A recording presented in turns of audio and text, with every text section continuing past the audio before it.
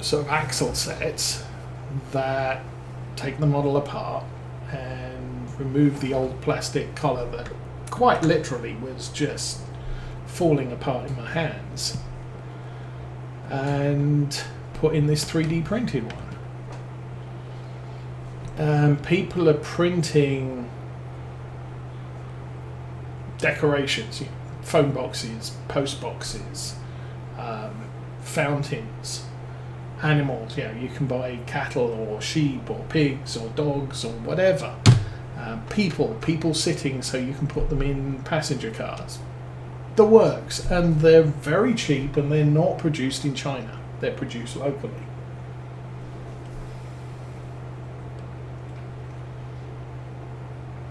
There is that, yes. I mean, obviously, a lot of the farmers I know own their own land. The company I work for is privately owned, which is nice. But yes, big corporations are owned by a lot of Chinese interests, or are beholden to Chinese interests.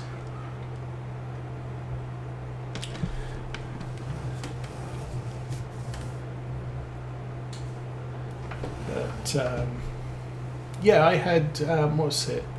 The key fob for my Saab 9.3, made of soft rubber, and yeah, it's 12 years old, and the perspiration and oil from my fingers has caused the rubber to degrade. Circuit board inside was fine, but I bought a little plastic key fob to replace the one I had, yeah, the one that was falling apart. And it works. So I am interested to see, you know, 3D printed technology coming over here. I've been researching, what was it, resin printing. Resin printing allows you to get a much finer detail than the sort of melted plastic. Resin is horribly toxic, so you kind of need to have your own workshop with good ventilation and wear a mask and gloves, but you can get some absolutely amazing quality stuff printed on it. And if you're printing stuff, it only has to be you. You don't need a whole factory to do things. And the finer detail stuff tends to be, you know, if I want a 4x4 sheet of plywood, it is what it is. You know, and I'm going to buy that from a big place. But if I want some specially tailored sort of, you know, figures for tabletop role playing or whatever, you can find those at a coming out of somewhere local or fairly local,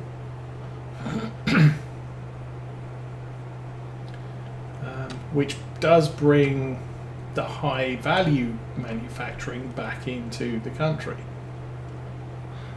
We still have to do something about the large scale manufacturing.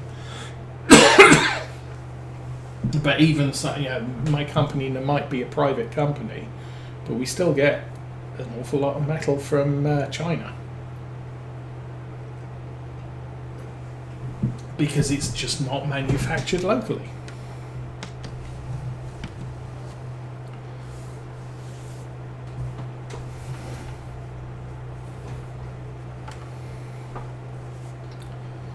We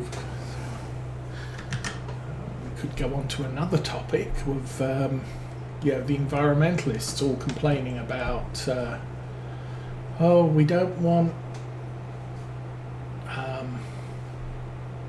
steel plants built in America because they pollute, and the power they use pollutes, and so we need to ship that abroad so we don't have the pollution in our backyard.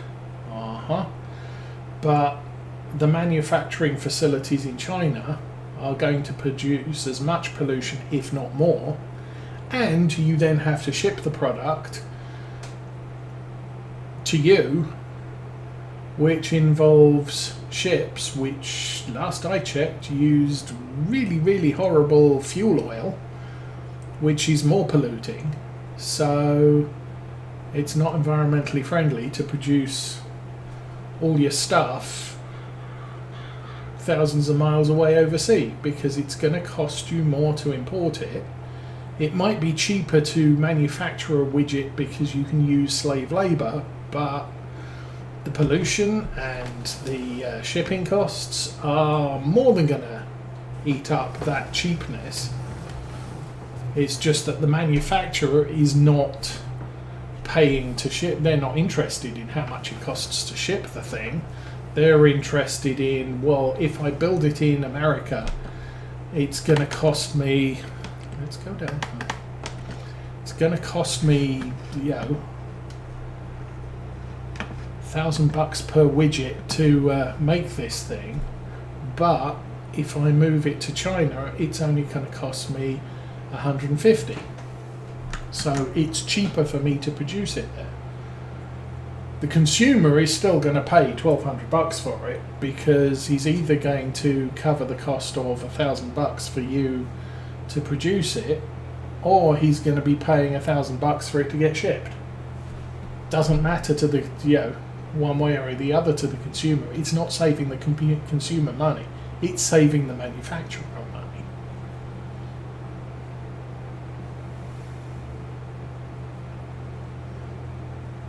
Which kind of sucks for everybody, because it means there's no jobs locally, there's more pollution.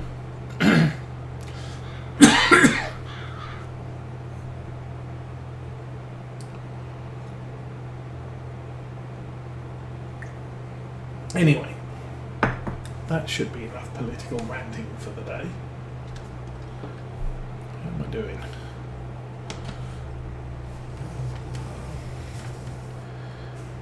It's almost closer to nearly lunchtime and game time.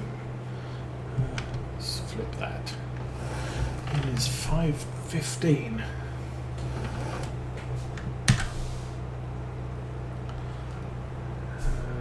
Put it in drive? Yes, I did.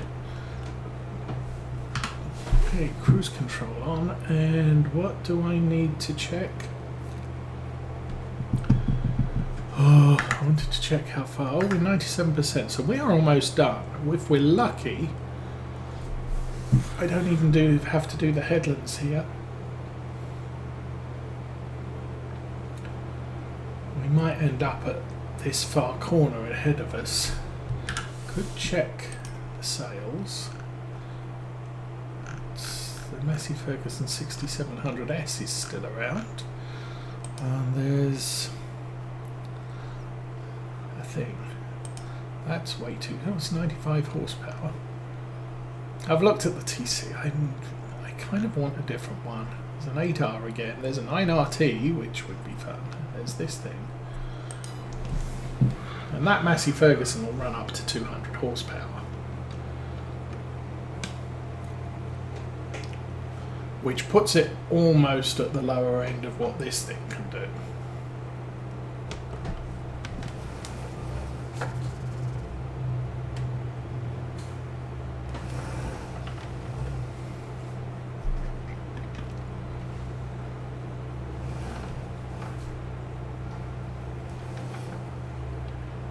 Not really. Again, we had one of those the beginning of Maypole, when it was still the 6S before the 2023 model was released. Oh, contract on field finished. Wow. Wow. How'd you like me now? Let's lift that up. Fold it up, turn off the satellite dish, and let's get paid. Collect. So we still have field 90 to do. As I said, I'll probably let loose a worker for that while I have lunch. I don't expect the kids to be home for another hour or so, and I think they were planning to go to McDonald's for lunch. Which, as I said, not something I'm particularly fond of.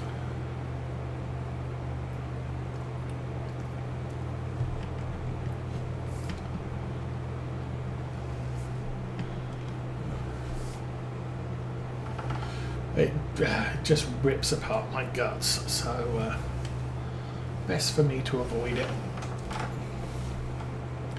I guess I'll go back to the main strip up towards, or the main north-south run, and we'll find the back roads into the last field.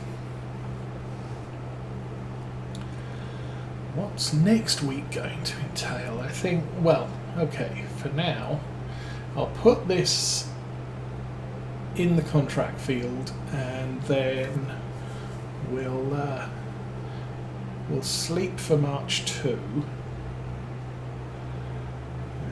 and then we'll do a quick check on what's available at the store sales.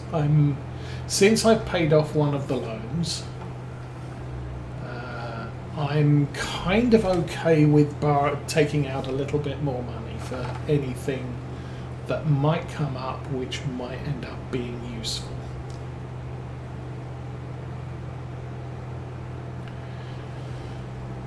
But right now I'm not really into, I don't need any brand new equipment. We've got enough to run the farm right now. But if there's some used equipment comes up that gives us a little bit more flexibility, I'm happy to take that.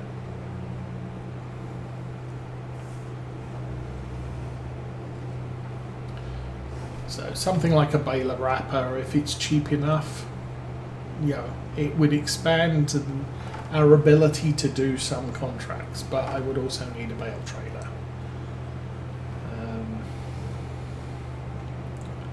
We've got a cultivator, we've now got a plough, we've got a seeder. If a planter comes up, I do need a planter because we're going to have to plant some corn at some point.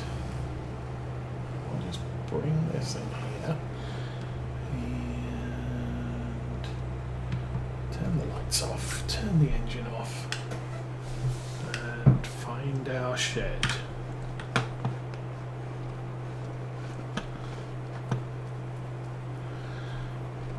But yeah, next week, hopefully, we should be into making some grass silage and thinking about planting a lot of corn. We'll see how it goes. There may be some contracts in the meantime that I pick up as well. But for right now, I think 5:30 is a good time to call it for the day. We'll sleep till 8 o'clock. Which should mean it's pretty good daylight in the morning. I want to check the value of those grass fields, see how they're sitting. Now, there's not going to be any grass cutting or harvesting contracts right now. So, March 2. What have we got? We've got the T6. We've got this big hulking thing of 52,000 litres. I don't have a tractor that could haul that sufficiently. What the heck is that? Forestry thing? That's a small cultivator. We've already got a cultivator. We've got this thing come up again. I did like that trailer, and it does have the lift, so you can. It doesn't get as stuck in a silage bunker. There's a huge, good grief, that's enormous, 45,000 litres of, oh, it's not a manure wagon. I thought that was a manure wagon. Let me guess. Yay, manure wagon. That is huge. I mean, we had that massive one in Maypole, which our biggest tractor could barely haul. But that's actually a 45,000 litres of grain. Yeah, crazy numbers. Oh, tree saplings for sale. Who knew? Glenleathann massive plough. See, that's 6 metres, 360 horsepower. Now that is a thing that could be considered. It's got the dolly trailer at the front, but you can set that up for auto load, but it's a bale trailer. We're not doing bales, but contract wise, having the ability to do bales would be good. That doesn't carry maize or corn silage, or maize or grass silage, so not the greatest. That's a wood chipper of frightful cost. 350,000 at almost 50% off. That's a packer, and that's a rear mower. We don't need that either. So beginning of March 2, there is nothing for sale that really piques my fancy. Time played 3 hours. Sorry, I was looking at that thinking 51 minutes, that's crazy. No, that's 51 hours we've been playing on this save. We've used 16,813 fertiliser. Does that mean lime is counted as fertiliser? Just a thought. Because that's all we've spread today. We've done 3 hours of work time, 3 hours... Is that hours or minutes? I don't know. And 23 miles driving and fuel 123. Anyway, back to...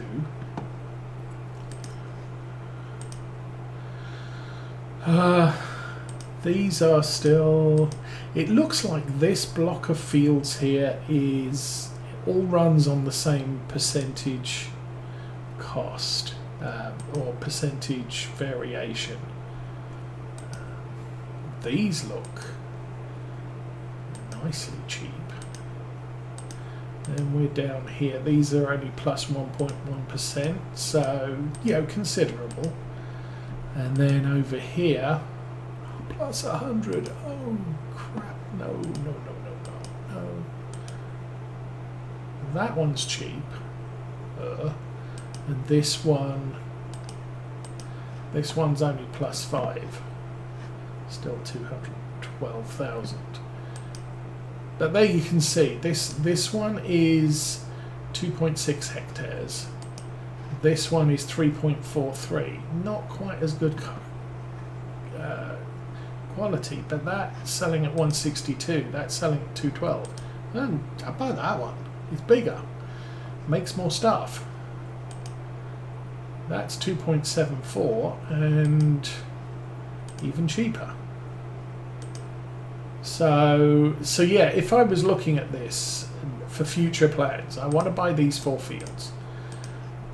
This premium, I ain't doing that right now. But if I also look at it and say, well, I kind of want to buy this one, and I kind of want to buy this one as well, and I kind of want to buy these 3, then these are sort of average value, just about. These are offered for sale. 36.6, 36.6, 30.1. Now would be a good time to buy those 3 fields, especially that one has got very good quality soil mostly. Buying that field, almost 3 hectares. It's bigger than that one. It's definitely bigger than that one. That's a big field. It's right off the end of the field we currently own, which you enter there. You still have to chop a hole in the hedge at this end. But, at that sort of discount, Normally it would be what, 210. Now, if I had the money, now would be the right time for that field, and I'll give off waiting for these until I earn a little bit more money. But anyway, is that sufficiently discounted enough that I want to say, yeah, I need to buy that right now? No. I've got enough going on with, we're going to have, go back to here, we're going to have this field ready to cut, this field and this field, maybe in April, possibly in May. Then in May we've got this field and this field to plant with corn, prepare and plant with corn. I can still do prepping at this field now. I think it needed ploughed. Yeah, that one needs ploughed. And yeah, and I've got a little bit of time to get that one done. This one is all ready to go. It's growing grass right now. We'll cut it and then we'll quickly turn it over and get some corn in it. So yeah, we're certainly working our way there. Why have I come here? Because planters.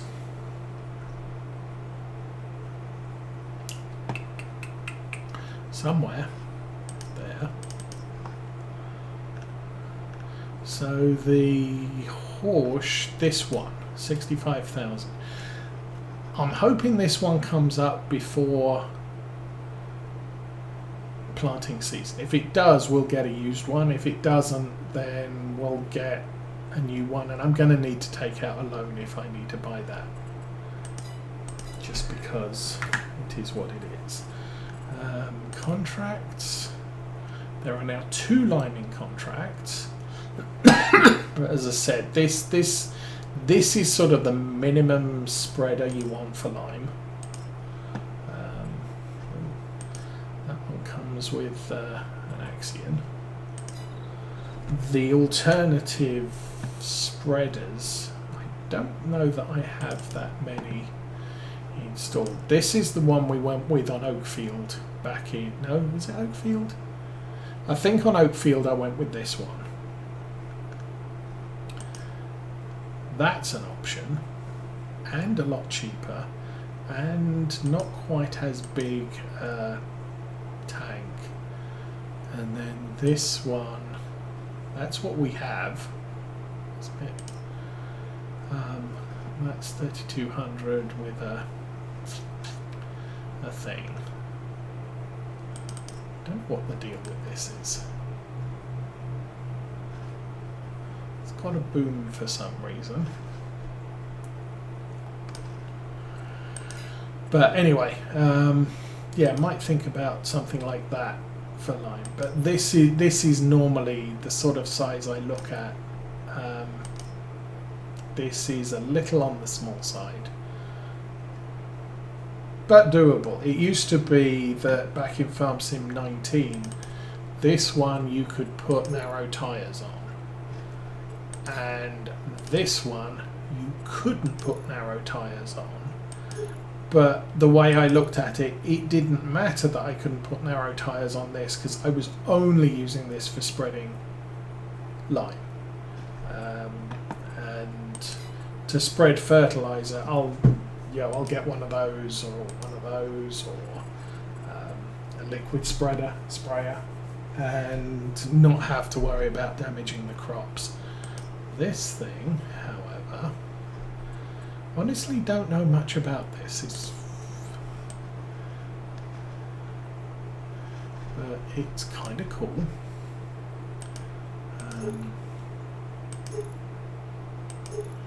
Comes with BKTs at plus 10,000. That's pricey. Or really narrow troll book. But yeah, maybe we'll think about doing something with that. It's only 36,000, so it's cheap.